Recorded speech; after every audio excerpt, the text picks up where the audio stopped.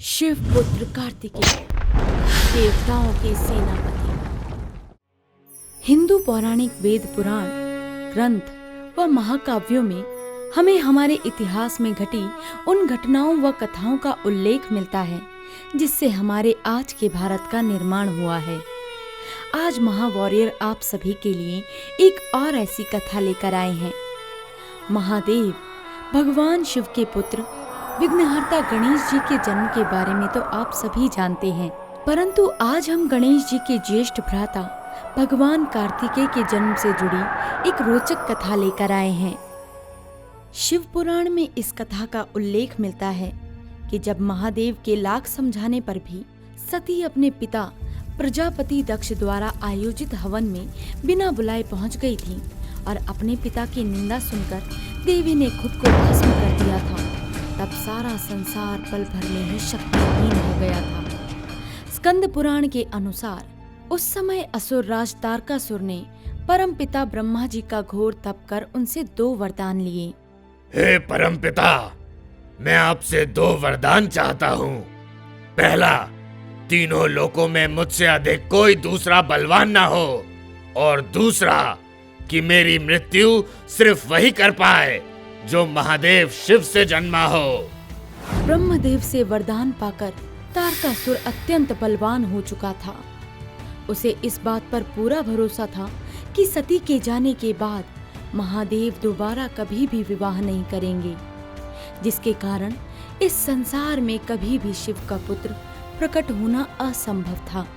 तारकासुर की बढ़ती शक्तियों से देवलोक में त्राही फैल गई और अपनी जान बचाने के लिए सभी देवता ब्रह्मा जी की शरण में आ पहुंचे।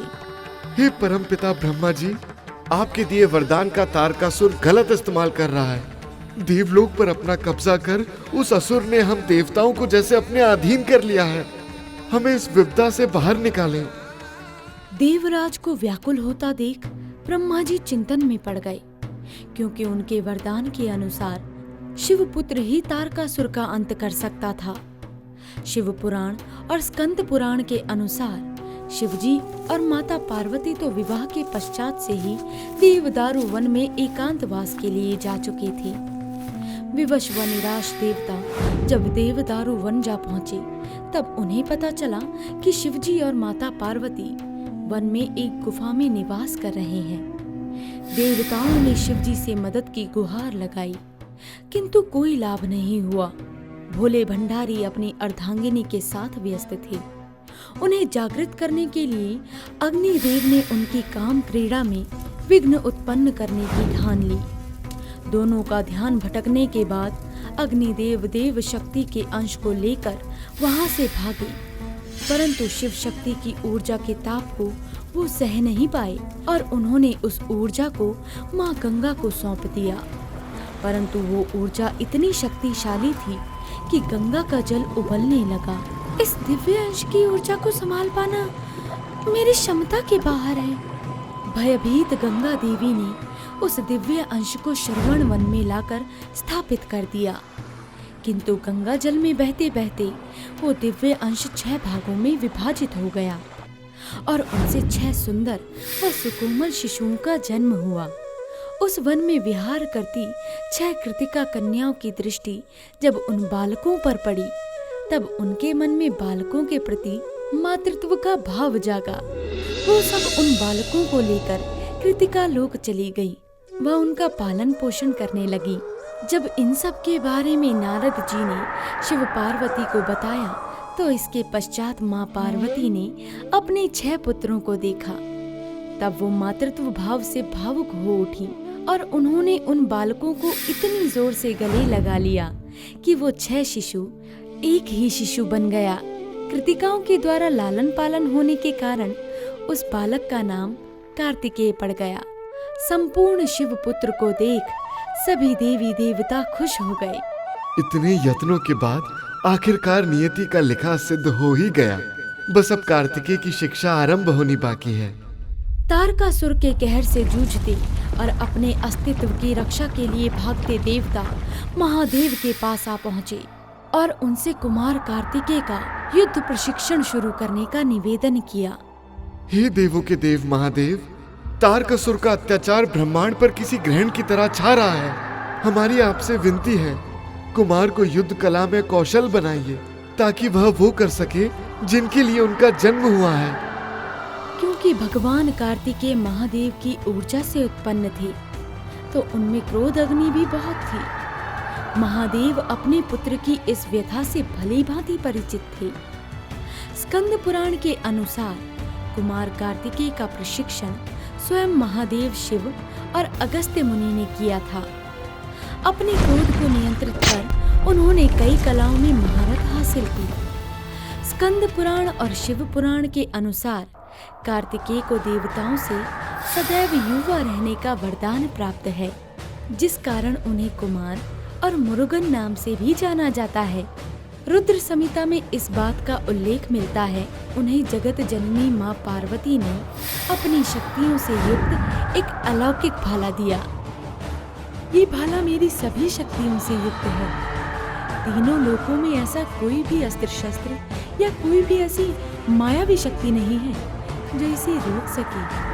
आज से ये तुम्हारे हाथ की शोभा बढ़ाएगा और सारा संसार इसे वेल नाम से जानेगा। अपनी माता से शक्ति अस्त्र पाकर कुमार कार्तिकेय की शक्तियां जैसे अद्भुत रूप से बढ़ गई। सभी देवताओं को इस बात की तसल्ली होने लगी थी कि तारकासुर का संहार होना अब निश्चित है।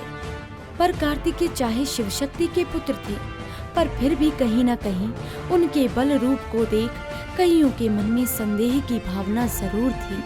कार्तिकेय अपने पिता महादेव के दिखाए रास्ते पर चलते रहे और खुद को युद्ध कला और अनुशासन में इतना माहिर कर लिया कि उनके सामने कोई देवता तक नहीं टिक पा रहा था।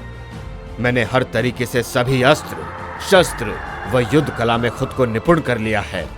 पिताजी, अब आप मुझे आज्ञा दीजिए कि जिस कारण मेरा जन्म हुआ है, मैं वो कार्य सिद्ध कर सकूं।